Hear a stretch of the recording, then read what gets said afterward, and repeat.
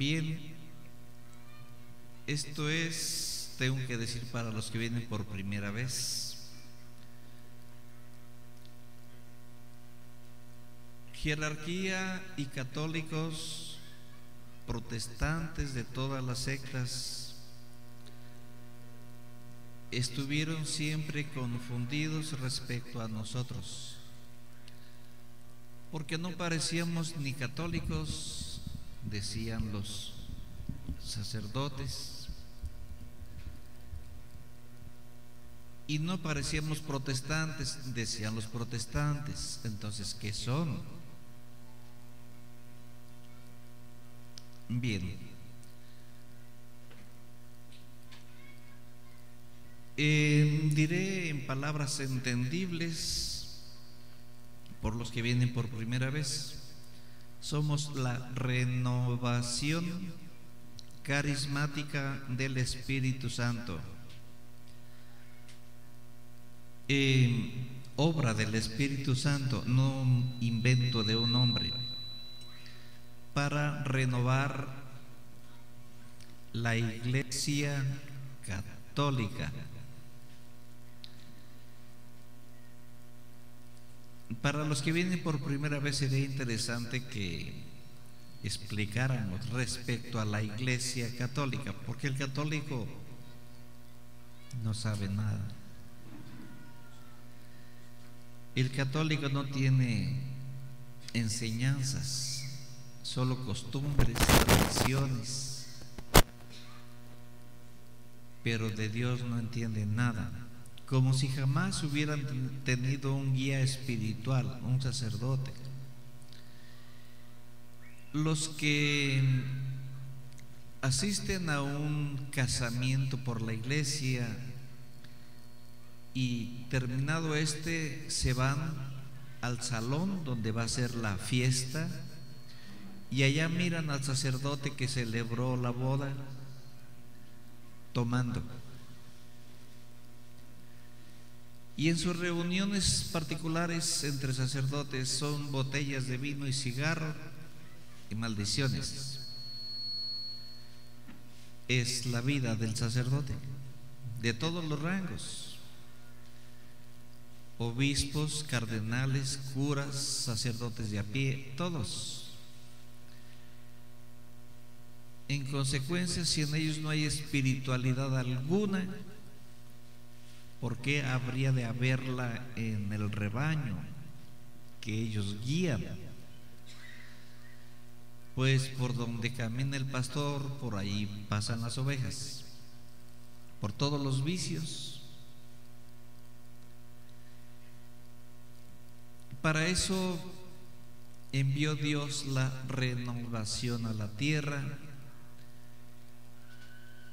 Iniciaríamos diciendo que por allá en el 1958 fue electo un papa enviado de Dios, un hombre celestial, un ser nacido de un vientre humano, para venir a tomar el control de la congregación que tiene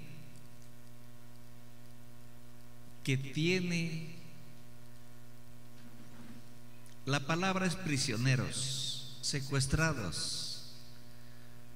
Pero ¿creen ustedes que el pájaro que nació en una jaula sabe que está preso?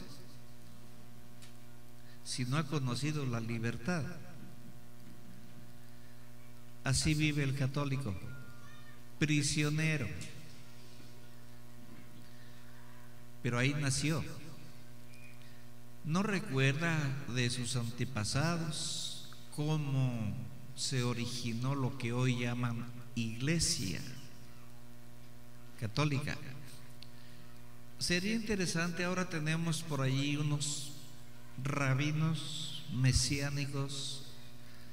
Normalmente los rabinos judíos odian al Mesías, lo aborrecen. En las escuelas dan clases a todos los niños sobre Yeshua. Es el nombre correcto del que ustedes llaman Jesús, así no se llama, es Yeshua.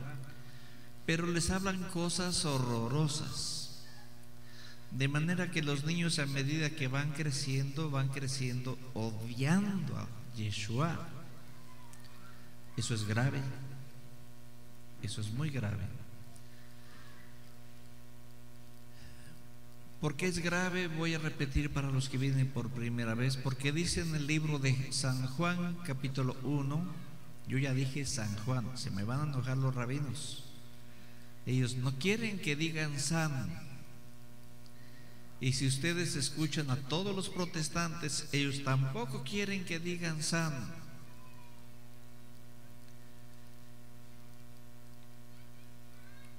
En San Juan capítulo 1, versículo 1, empieza diciendo, pongan atención: al principio era la palabra.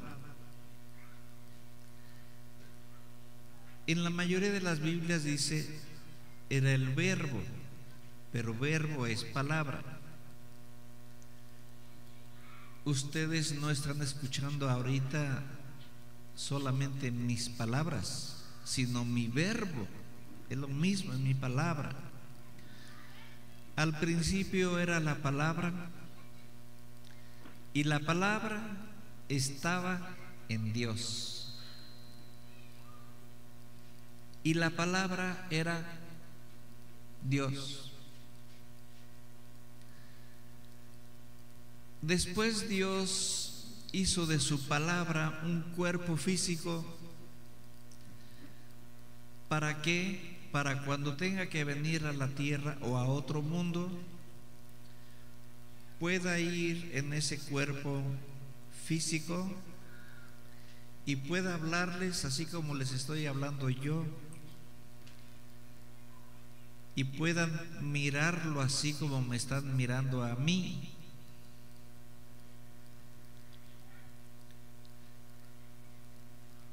Hay una cita en donde el apóstol Felipe le dice a Yeshua: acostúmbrense, ya se va a acabar el resto de la palabra Jesús. Es otra de las cosas que Roma les ocultó. Le dice: Señor, muéstranos al Padre. Y contesta la voz que sale de la boca de Yeshua diciendo: ¿cómo?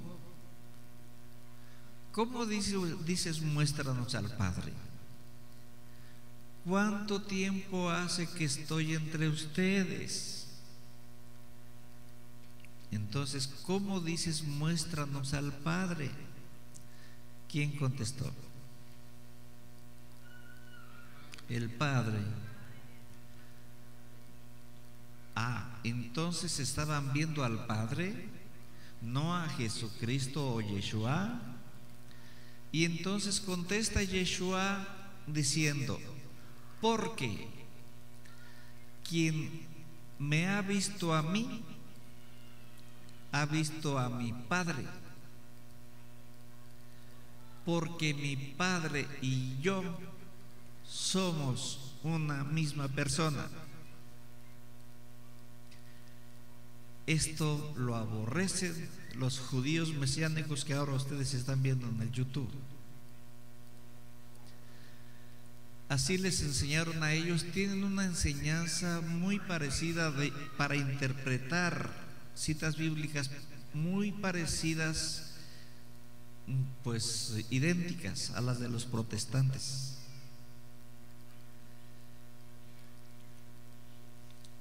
Había un tal Arrio que enseñaba que Jesucristo no es Dios Hijo. Lo corrieron de un concilio, lo expulsaron de la iglesia, pero ahora esa enseñanza la traen los testigos de Jehová.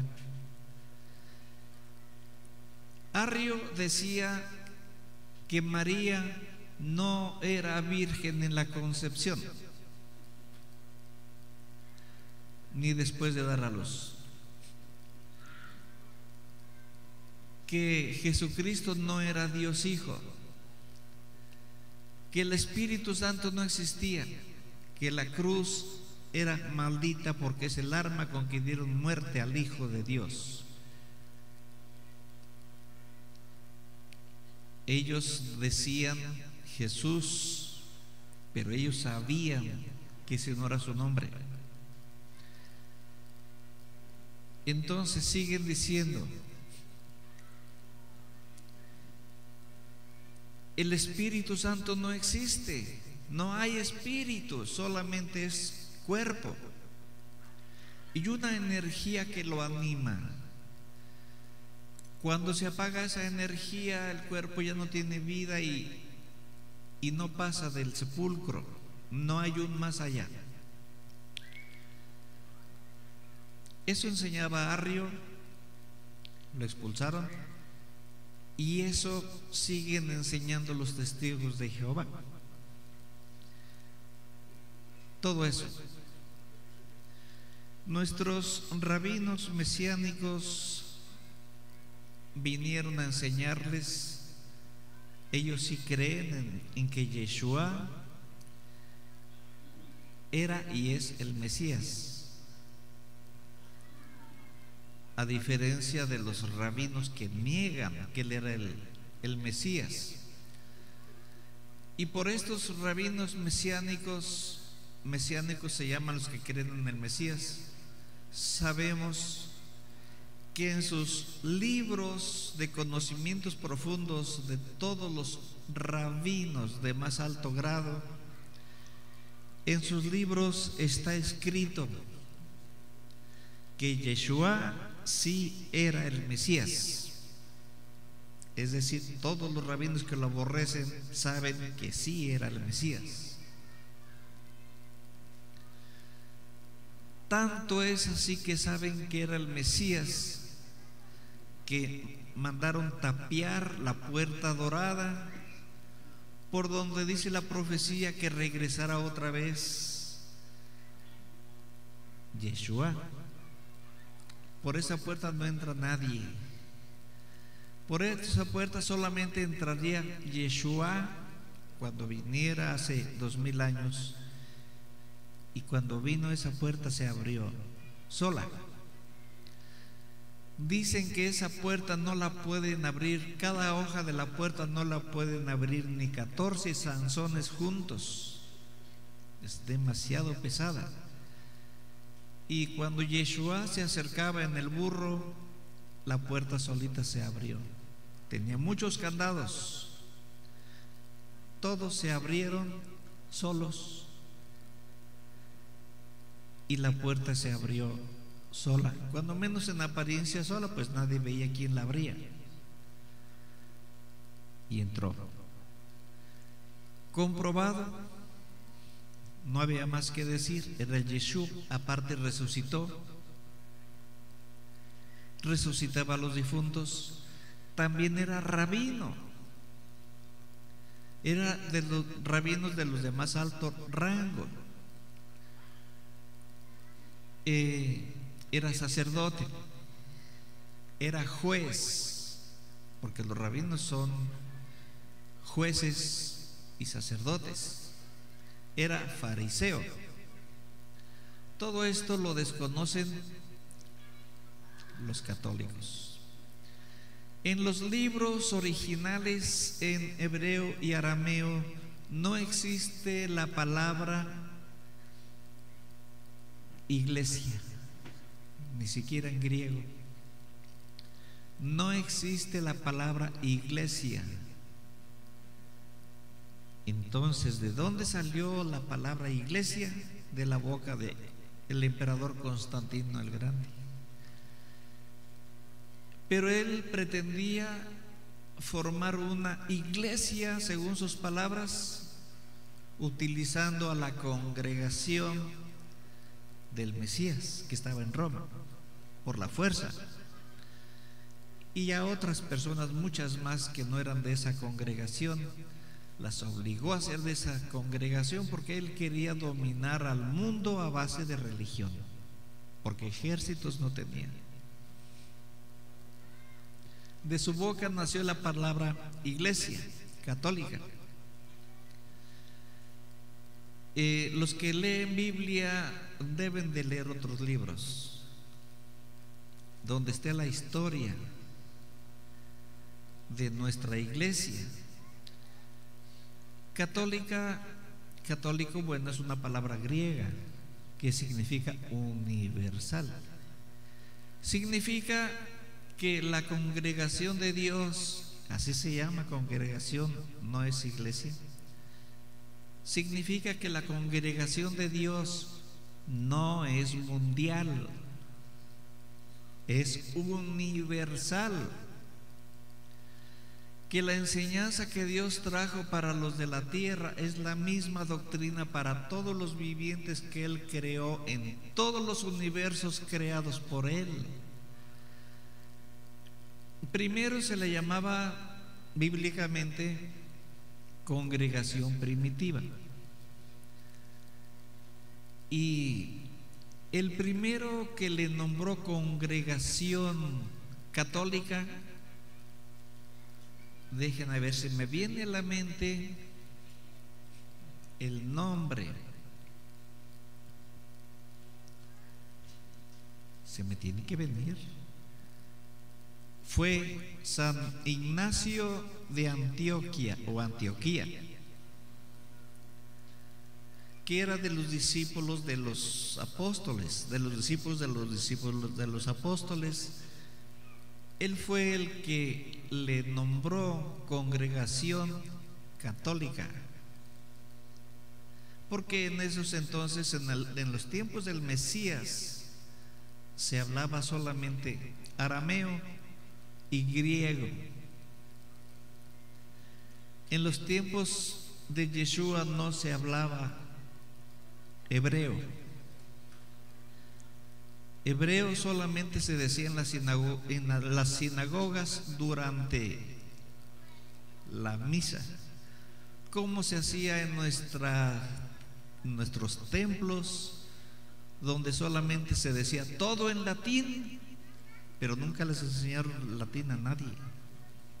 Bien, allá se decía solo en hebreo, y todo lo que se hablaba y se enseñaba acá fuera de las sinagogas o templos era arameo, y el griego como el idioma universal, como es hoy el inglés. Entonces, la palabra católica universal no la puso el emperador Constantino, sino San Ignacio de Antioquía. La palabra iglesia, esa se la inventó el emperador Constantino cuando se apoderó por la fuerza de la congregación católica.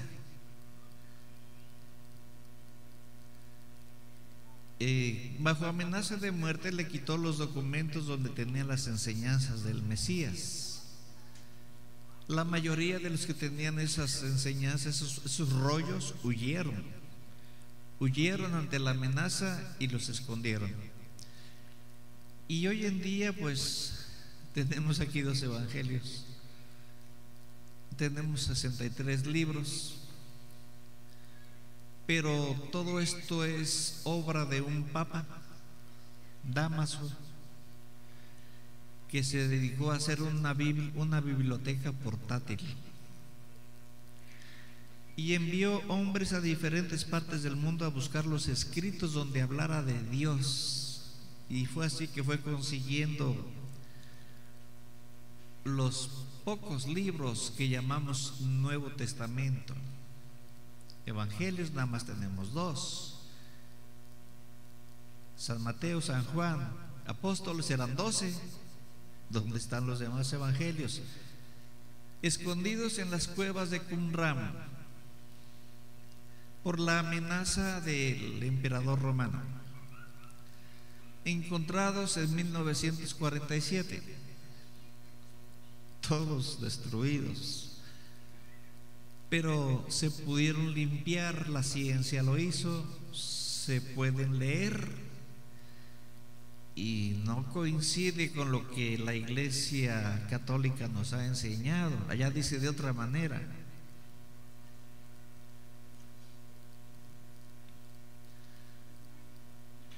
Los mismos rabinos mesiánicos que tienen los libros que no tuvo Roma en cuanto a las enseñanzas del Mesías y de Dios Padre, esos los tienen los judíos. Estos judíos que hoy están en las redes sociales enseñando, rabinos, son rabinos, niegan, por ejemplo, la reencarnación. Dicen que eso es un disparate, dicen, es un disparate, es como si yo me muriera y luego reencarnara como perro o como gato. O sea, no entienden nada. En el libro de Eclesiastés, en el capítulo 1, versículo del 1 al 11, habla de reencarnación. Los 11 versículos hablan de reencarnación.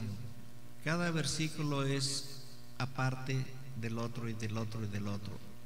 Todos hablan de reencarnación. Por si no entendiste en el primer versículo, el segundo viene ya más claro. Si no entendiste en el segundo, el tercero viene más claro. Y así se va hasta que de plano llega al versículo 9, 10 y 11, donde dice: nada hay nuevo debajo de este sol. Aún aquella persona de que se diga, mira, esta sí es nueva, aún esa persona ya existió en los siglos anteriores y ya está aquí otra vez, y volverá a estar de nuevo en los siglos venideros.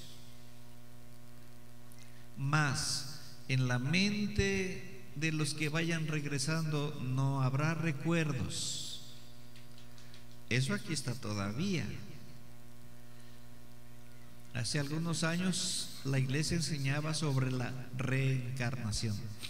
La quitaron porque aparecieron los locos de la India hablando eso de que según el karma de las personas que morían en pecado, así mismo nacían con forma de algún animal o tuertos o con algún defecto, pero esas son loqueras de esas personas de la India, que además tienen como carretadas de dioses. Y cuando la Iglesia Católica se enteró de esas palabras, entonces quitó la doctrina de la reencarnación. Pero en los libros encontrados en Qumran, que no alcanzaron a ser manipulados por los escribas del emperador romano, los que están aquí en este libro sí están manipulados. Aquellos no alcanzaron a ser manipulados porque no cayeron en sus manos. Y en esos libros Yeshua habla sobre la reencarnación, solamente que él no le llama así, él le llama renacimientos, renacer. Nuestros hermanos rabinos mesiánicos tampoco aprueban la reencarnación, por lo que ya dije. La malinterpretaron, piensan que una persona humana en un vuelta a nacer puede nacer con el cuerpo de un animal. Entendieron mal, muy mal.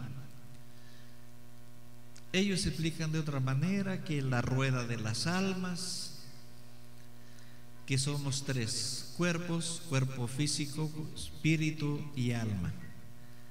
Que cuando una persona fallece, el alma se fracciona en tres partes, y que una de esas almas se pega en el cuerpo de una persona viva para a través de ella terminar de hacer la misión a que vino a la tierra. No es así. Quise que vieran esa película, poco larguita, pero que es para estos días. Hoy es Viernes Santo. Hoy se conmemora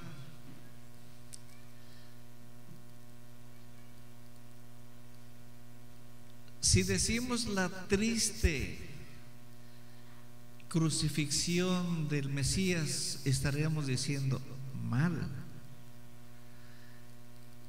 Dicen mal los que no conocen, pero los que conocen recuerdan esta fecha y ven las escenas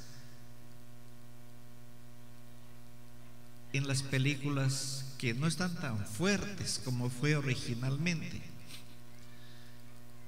y sienten tristeza.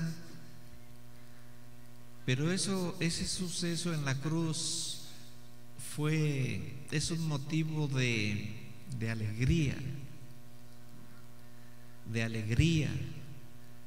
solamente pues que está tomada de ciertas Biblias, mayormente protestantes, y están cambiadas las palabras. Por decir, en el momento en que Jesucristo dice: Padre mío, ¿por qué me has abandonado? Él no dijo eso.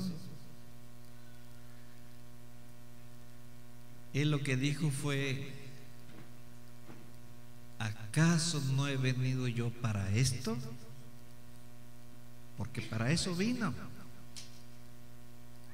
Él lo dijo y lo repitió. Dijo: voy a morir y voy a resucitar al tercer día. No dijo: me van a matar. Más todavía recalcó: a mí nadie me quita la vida, soy yo el que la da de sí mismo, porque tengo poder para darla y poder para tomarla de nuevo. ¿O ya se les olvidó esos pasajes a los que leen Biblia? Vino para eso. ¿Y quién era? Era Dios Padre y era Yeshua, y debía de morir, y debía de derramar su sangre, que afortunadamente lo hizo. Para el mundo que no conoce a Dios, este es día de luto, es día de tristeza. Pobrecito. No. Y tenía que ser en una cruz.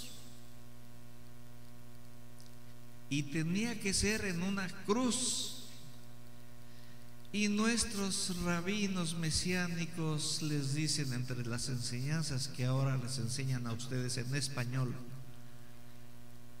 si alguien tiene cruces en su casa, sáquenlas y tírenlas. Son malditas. ¿A quién estamos escuchando? A Arrio, un anticristo. A testigos de Jehová, anticristos. ¿Y ellos por qué hablan así? Aquí en 1 Corintios capítulo 1 versículo 17, estoy repitiendo,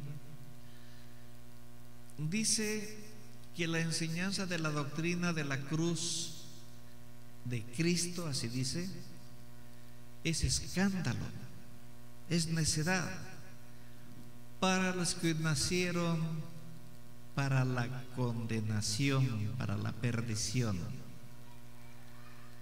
Pero dice, pero la enseñanza de la doctrina de la cruz de Cristo es poder para los destinados a la salvación.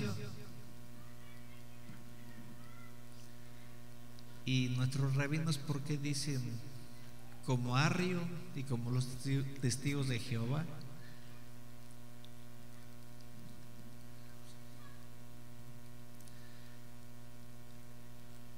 Si no creen en la reencarnación, ¿cómo esperan que venga Yeshua? Porque se fue con todo su cuerpo y los ángeles dijeron que así regresaría, y ellos afirman que así va a ser,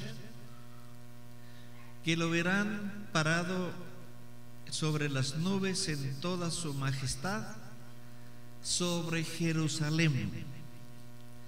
¿Y qué creen? Que no va a ser así.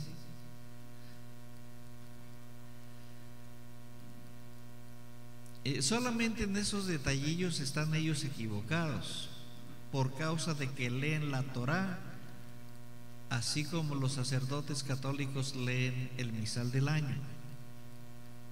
No le dan oportunidad al Espíritu Santo para que los inspire y hable a través de ellos. Leen lo que toca en la Torá para este día 29 de marzo de 2024, lo mismo que leyeron el 24 de marzo de 2023, lo mismo que leyeron el 29 de marzo de 2022, y así. Y así leen también el misal. No dan oportunidad al Espíritu Santo para que los inspire. Es por eso que enseñanzas que están muy a la vista, según el Espíritu, ellos no logran entenderlas ni verlas. Ejemplo. Los protestantes no comulgan. Los protestantes cada año por este día celebran la última cena, cumpliendo con lo que leyeron ahí, diciendo al Yeshua: hagan esto en conmemoración mía, en recuerdo de mí.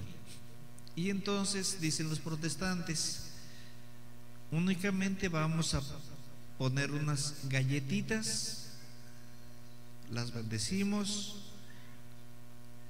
y ya las repartimos ahí por todas las bancas, por todas las sillas, solo para recordar aquel pan de la última cena. No está consagrada, no hay transustanciación en esa galleta, solamente es para recordar, según ellos, para obedecer lo que Yeshua ordenó aquel día.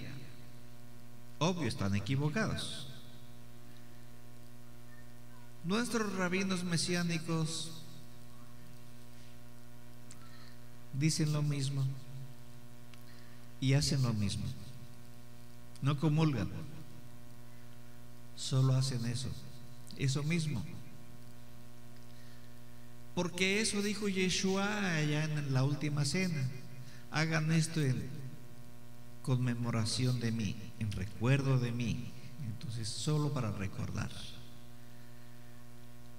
Pero se les escapan otras palabras que también dijo Yeshua. Dijo: porque el que coma mi carne a través de este pan consagrado, yo estaré en él. Yo estaré en él. Y tendrá vida eterna, aunque su cuerpo físico muriera, él como espíritu tendrá vida eterna. ¿Por qué dijo así? Porque él sabe. y los hombres no saben que hay muerte eterna. El que lo reciba a través del pan consagrado, al consagrar la harina, hay lo que se llama transustanciación. Todas las moléculas que forman la hostia o el pan o la galleta, que es de harina, para que me entiendan, es como si sufrieran una metamorfosis, una transformación, y se van convirtiendo en las células que forman el cuerpo vivo de Dios. A eso se le llama transustanciación. Y quien lo recibe, recibe a Dios, está en él. Es así, así dijo. Y nuestros rabinos mesiánicos no lo han entendido. Los protestantes no lo han entendido. Entonces, protestantes no reciben a Dios. Pueden recibirlo todos los días. Los judíos no reciben a Dios en la Eucaristía. Los musulmanes no reciben a Dios en la Eucaristía, ni los budistas. Entonces, los únicos que tienen a Dios vivo son los católicos, y son los más aborrecidos. En este momento todos están en contra de los católicos. Se están proponiendo destruir a como dé lugar la iglesia, pues así la conocen ya, la Iglesia Católica. ¿Quiénes pretenden destruirla? Los del Vaticano. ¿Pero qué no eran ellos los dirigentes? Bien, vamos a decir que sí. A ver, dígame un católico que ha aprendido en la capilla, que ha aprendido de las cosas de Dios. A ver, una persona que esté aquí por primera vez, que no ha escuchado nuestras predicaciones, si es que está alguien así, levante su mano. Usted. A ver, ¿usted sabe qué significa ya la palabra amén? No, ¿verdad? Tengo que preguntarle su edad. ¿Qué edad tiene? 56, 63 años. Y aún nuestros sacerdotes católicos no le enseñan qué quiere decir amén. Así están todos los católicos, igual que usted. Por eso hice la pregunta, porque nadie sabe. El sacerdote nunca ha querido enseñar. Eso es tenerlos con una venda en los ojos. Y el que nació con una venda en los ojos no sabe que lo tienen cegado.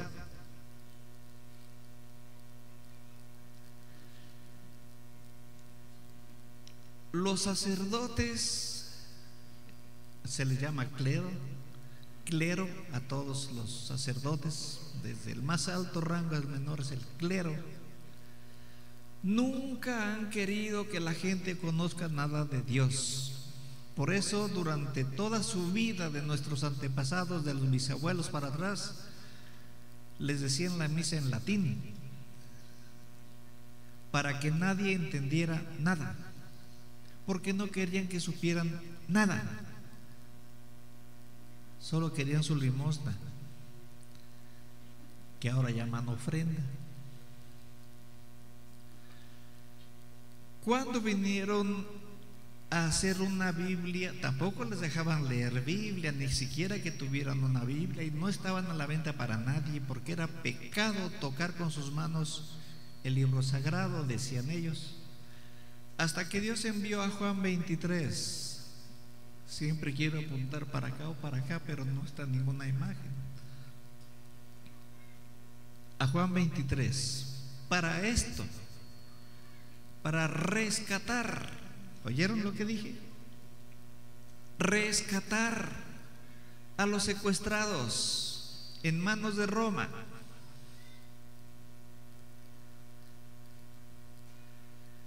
¿Cómo se les rescata? Vimos la película de Moisés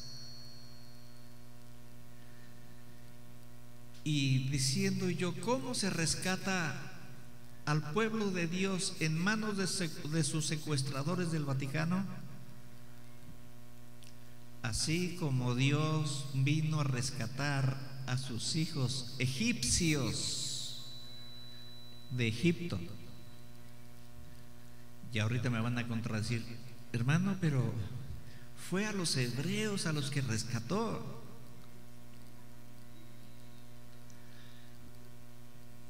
Bueno, para Dios no era ninguna ciencia simplemente sacarlos, abrir el mar y pasarlos. Pero Él tenía que rescatar a los egipcios que creían en Osiris, que creían en muchos dioses con figura de animal. ¿Cómo se les quita la creencia en esos dioses? No es destruyéndolos con un marro, es quitándoles la creencia en esos dioses. Así es como se destruyen los dioses falsos. Entonces, ya no le voy a leer aquí. Ya la película me avanzó un buen tramo. Pero aquí dice en la siguiente tal plaga número fulana, Dios endureció el corazón del faraón. Y todos los que han leído Biblia se jalan las greñas, porque ¿cómo quería Dios que el faraón dejara libre a su pueblo? Si cuando ya estaba queriendo, Dios le endurece el corazón para que no lo suelte. Nuestro cerebro no da para tanto. ¿Cómo voy a entender eso? ¿O ustedes sí entendieron? ¿O el escritor se equivocó en la traducción? ¿O le echó de su cosecha? Díganme. ¿No qué?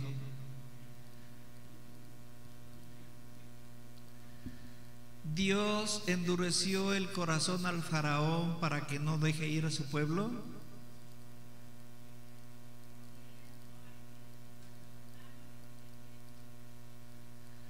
Sí, lo endureció. ¿Y cómo iban a creer verdaderamente en el Dios verdadero? Los fue atacando con el animal que representaba uno de sus dioses. 10 dioses, 10 plagas, para que el pueblo egipcio viera cómo estaban siendo destruidos y sus dioses no hacían nada, no los salvaron de nada. No tenían poder. Y pudieron ver cómo el faraón, arrepentido de haberlos dejado ir, fue a perseguirlos todavía al desierto para darles muerte.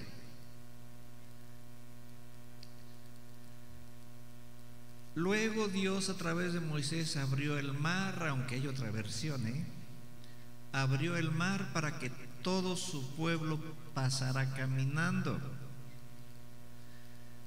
Una vez que casi llegan a la otra orilla o llegaron, ya los ejércitos del faraón iban a medio camino en el mar, atrás de ellos. Cuando ya pasaron los últimos hebreos, salieron del camino del mar. Entonces Moisés cerró las aguas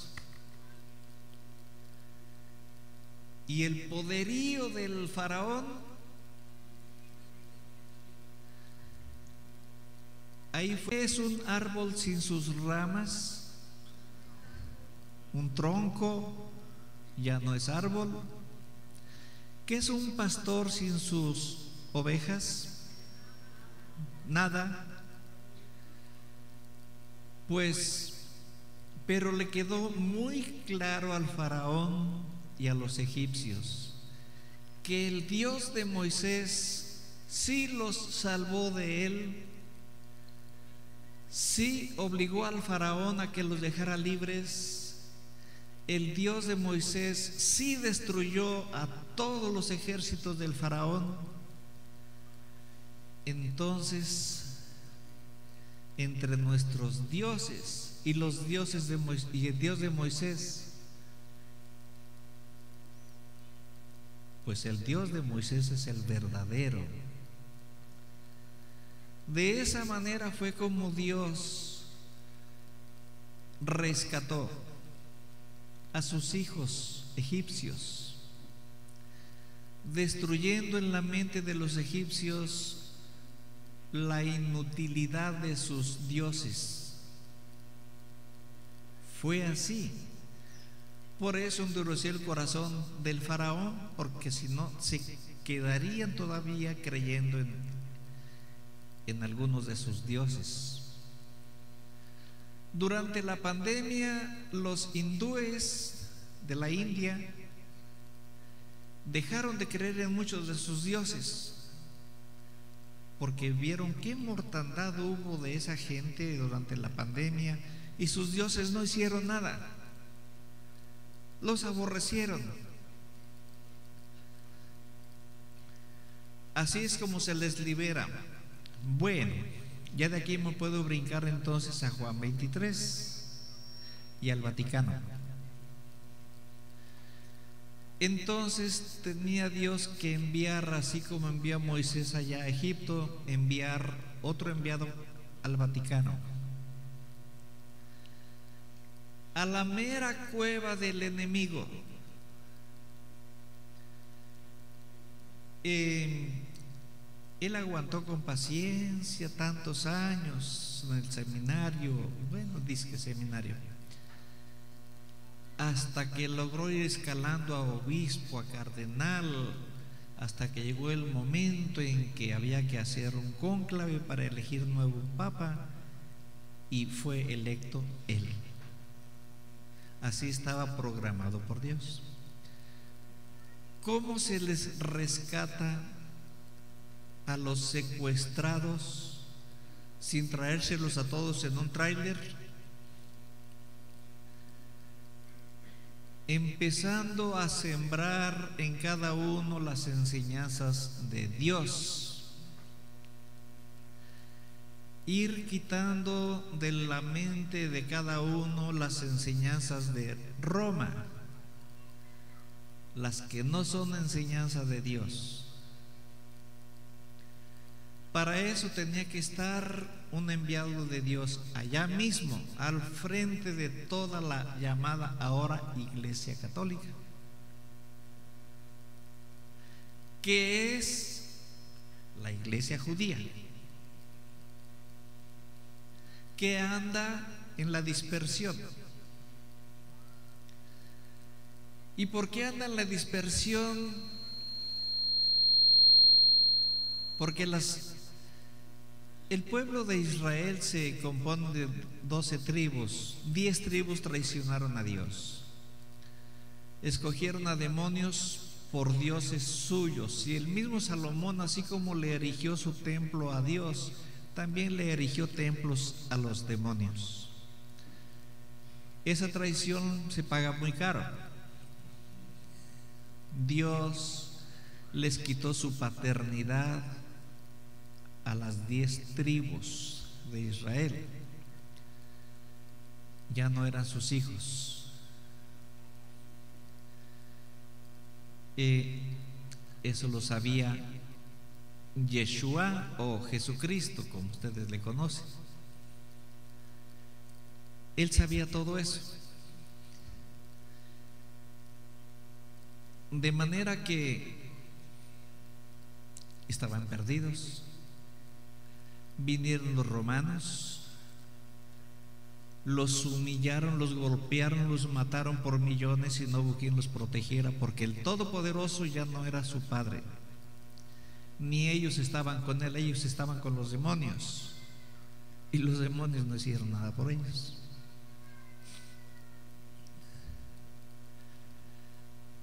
Bien, nos quedamos en demonios. Los mariachis aquí sentados, porque si acá hay frillito, yo creo que hay más, ¿cierto?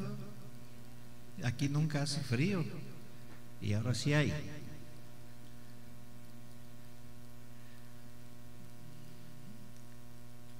Pónganse de pie, teclado.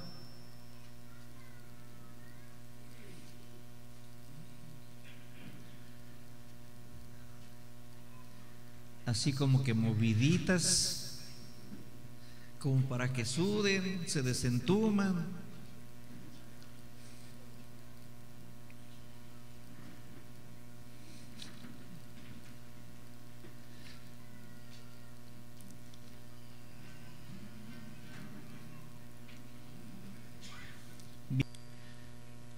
¿Cómo se destruye la doctrina que no es de Cristo, implantada en la iglesia de Dios, que es la iglesia judía, que hoy llaman católica?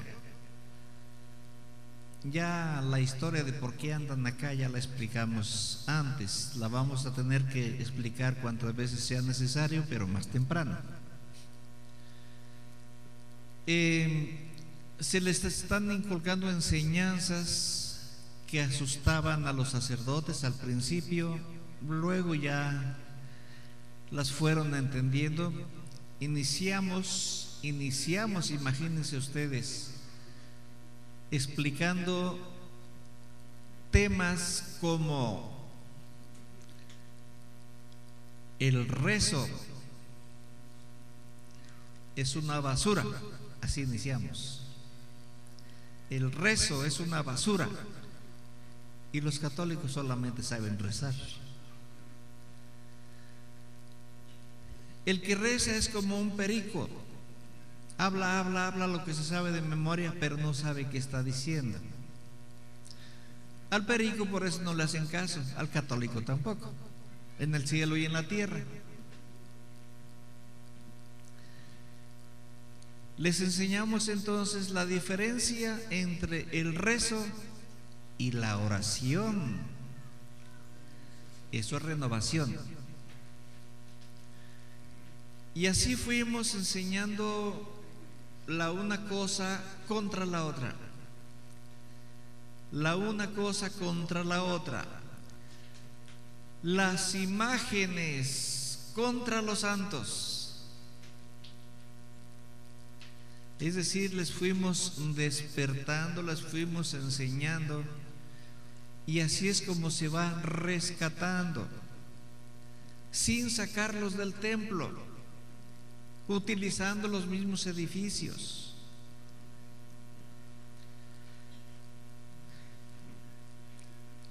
Le dijeron, o más bien dijo Juan 23, vamos a rescatar la iglesia, vamos a levantarla. La iglesia es el pueblo. Y de la forma de cómo vive el pueblo, pues no están de pie espiritualmente, están tirados. Dijo, vamos a levantar la iglesia, pero vamos a cimentarla sobre cimientos indestructibles. Dicen los cardenales, su santidad. Y de ese material, ¿dónde hay? ¿Qué es? El material que no se destruya. Dijo, ese material se llama la verdad. La verdad no se puede destruir. Una mentira se destruye, 1000 mentiras también. La verdad jamás se destruye. Vamos a cimentarla sobre la verdad. Y luego, así como que por casualidad, cada papa. Repito, este nombre de papa es un nombre equivocado. Cada papa encomienda su pontificado a alguien. Me imagino que alguien que es muy fanático del fútbol encomienda su pontificado al rey Pelé. Juan Pablo II encomendó su pontificado a la Virgen de Guadalupe. Juan XXIII encomendó su pontificado a José, el hijo de Jacob. Y miren ustedes que Dios envió a José, hijo de Jacob, a Egipto para desde allí salvar de la muerte por hambre a toda la humanidad. Lo llevo de una manera que hoy no les voy a relatar porque el reloj, pero lo llevó. Estando allá, Dios le ayudó para decirle al faraón de qué manera evitaría que el país muera de hambre durante 7 años que iba a haber de sequía, y al mismo tiempo almacenar granos durante los 7 días que iban a ser de abundancia. 7 años, corrijo, de abundancia, llenar todos los graneros de Egipto para tener suficiente alimento en los siguientes 7 años de sequía, de hambre. Entonces todos los países iban a Egipto a comprar trigo para sobrevivir. Después José se aseguró, cuando ya pasó la sequía, los 7 años, José se aseguró de que no volviera a repetirse ese fenómeno en Egipto, porque ese fenómeno en Egipto iba a matar a toda la humanidad de hambre. ¿Cómo se aseguró? Mandó construir un río que atraviese todo el país, caudaloso. Hasta la fecha ahí está, se llama el río de José. Como dije, se aseguró de que eso no volviera a pasar. Aprendan ustedes a capturar, a estar atentos, capturar las esencias de las palabras, porque si no están atentos, creen que entendieron, pero no entendieron. Bueno, vamos a brincarnos a otro episodio más adelante. Años después, pues muere el faraón que estaba en Egipto, muere José, y con José en Egipto sus hermanos se dieron cuenta que, bueno, es que fueron también a comprar trigo, y allá vieron que su hermano, al que ellos creían haber vendido y que tal vez ya estaba muerto, era el virrey de Egipto. Entonces él, a grandes rasgos, mandó que trajeran a su papá, a su familia, a toda su familia a Egipto. Ahí había que comer. Llegaron en total 75 personas de la familia de José a Egipto, y ahí se multiplicaron, y fueron los que después vinieron a ser los esclavos de Egipto durante 400 años. Así fue como llegaron los hebreos a Egipto. Antes de morir, José les pide que cuando salgan de Egipto, él sabía que iban a salir, cuando salgan de Egipto no lo vayan a dejar ahí, que se lleven su cuerpo y lo sepulten allá en Canaán, que hoy se llama Israel. El papá de José se llama Jacob, no se llamaba, se llama Jacob, pero Dios le cambió el nombre y le puso Israel, que significa la fuerza de Dios.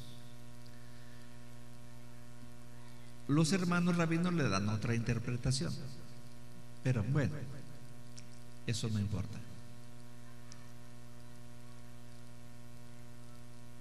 Vemos, si se fijaron ustedes en la película que acaban de ver, la hicieron lo más fielmente apegada a los hechos reales.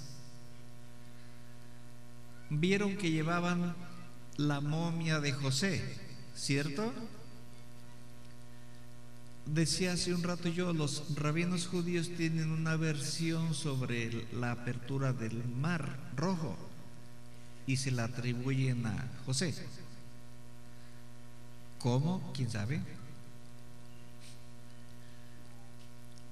Vemos luego que después de que murió ese faraón y José continuó como virrey de Egipto, falleció, como ya dije, después vino otro faraón que no conoció de la existencia del anterior faraón, del otro faraón que hizo rey a José, ni supo de José, ni supo de los hebreos cómo llegaron ahí. Lo único que miró es que esos hebreos como que no tenían televisión, porque se estaban multiplicando a pasos agigantados y temieron que se fueran a rebelar contra Egipto. Entonces decidieron sujetarlos, hacerlos esclavos. Y bueno, de todas maneras eso ya estaba dicho. Dios le dijo a Abraham: tu descendencia va a ser esclava 400 años en Egipto. El precio se iba a pagar. Bien, déjenme continuar a grandes rasgos. Pues que ya vimos de qué manera Dios obligó finalmente al faraón a través de Moisés a dejar libre a su pueblo. ¿Cómo fue? Pongan atención, ahí lo vieron. Dijo el faraón: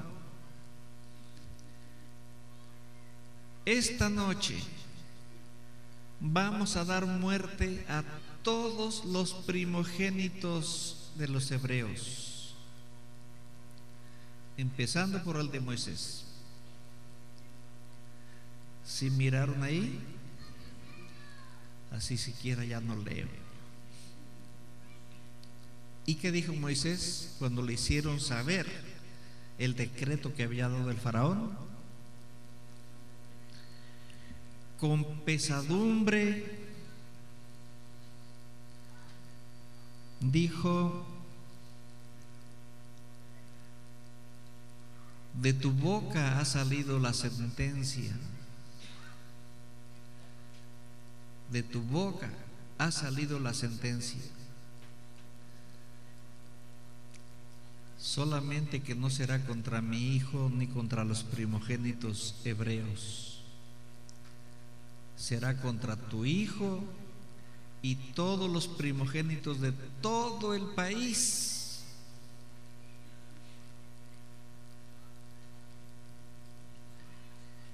Y fue así. Ustedes ahí oyeron 2 que 3 berridillos, gritillos, pero en lugar de los habitantes de todo un país como Egipto, en esa noche en que no había luz y para completarlas se fue el internet.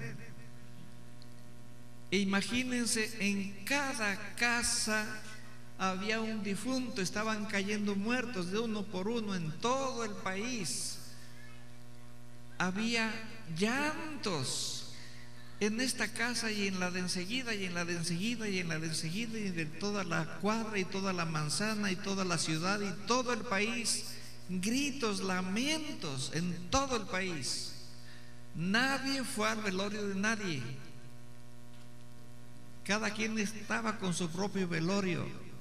Eso fue escalofriante. Ustedes tienen que usar la imaginación, y eso fue terrible. Eso fue terrible.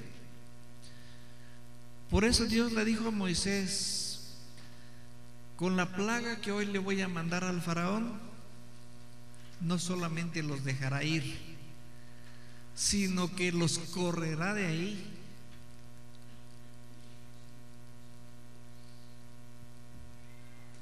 Pues así sucedió.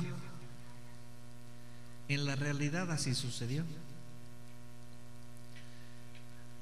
Y los ejércitos del faraón, su poderío, lo que era su poderío, en un instante Dios, a través de Moisés, los destruyó. Pero ustedes reaccionen, ya son las 10, no sean ingratos, lleguen más temprano. ¿Qué les estoy contando? Repitiendo lo que ya vieron. A ver, entiendan, traten de entender. ¿Es que acaso hoy no tengo nada más que decirles que repetir lo que ya vieron? Aquí tengo de sobra, miren. Pero aquí dice lo mismo que ya vieron. Bien, fueron hechos reales, así como los vieron, así sucedió.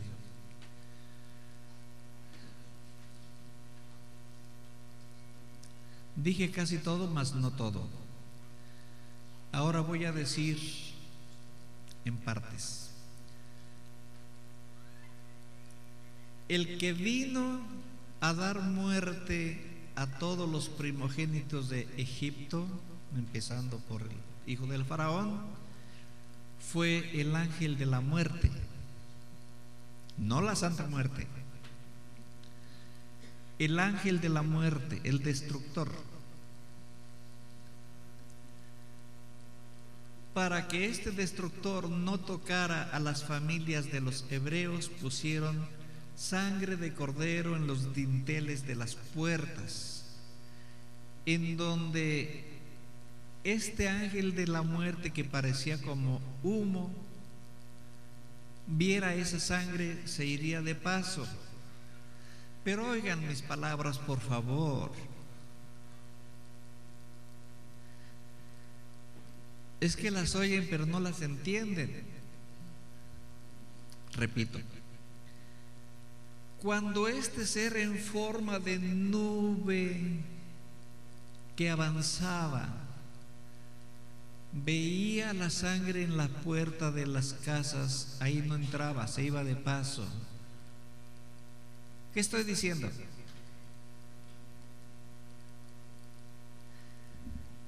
Que esa nube no era una nube, que estaba formada por millones de seres microscópicos que tenían ojos, sino como veían qué puerta tenía sangre y ahí no debían de entrar. Tenían ojos y veían. ¿Y cómo sabían que allí no debían de entrar? Porque también cada uno tenía cerebro. En eso es lo que su cerebro no funciona. Ahí es donde no entran ustedes y entonces no se emocionan si no lo entienden. Bien.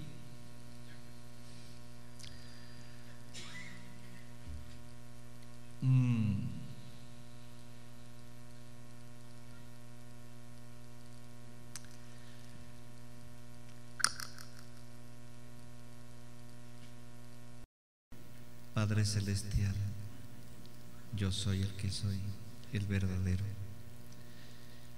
Te agradecemos porque nos permitiste estar en este día de la reunión contigo en este lugar.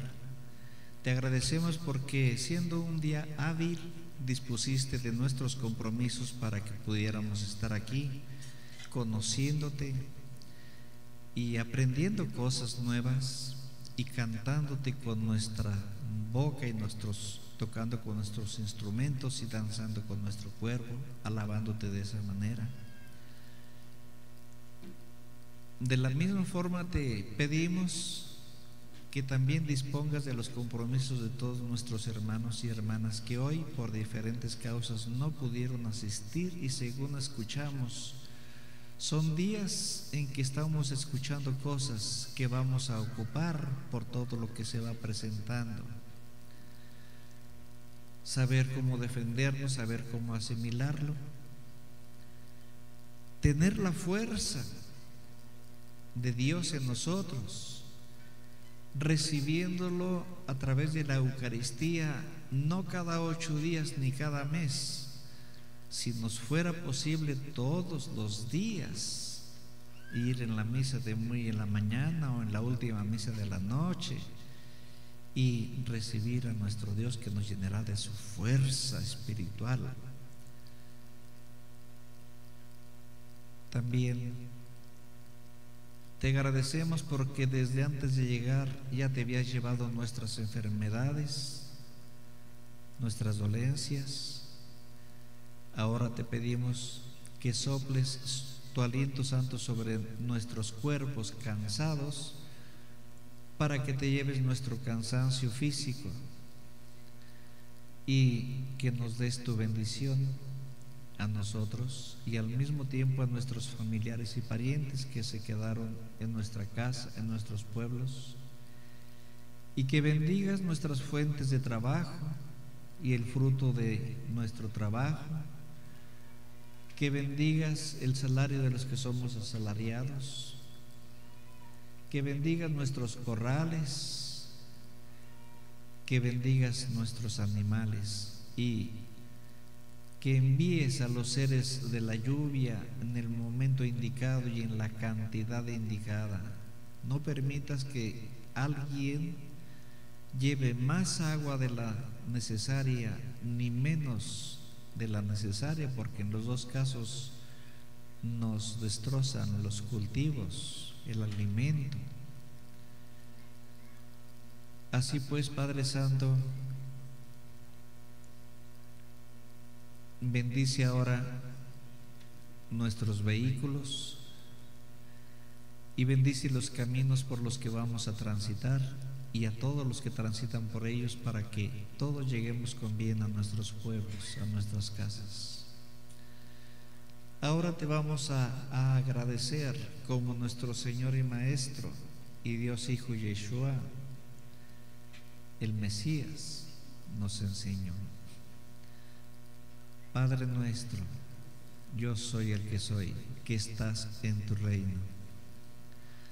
Santificado sea tu nombre por mí y por toda tu creación. Ven a reinar en mí y ven a reinar en toda tu creación en la tierra.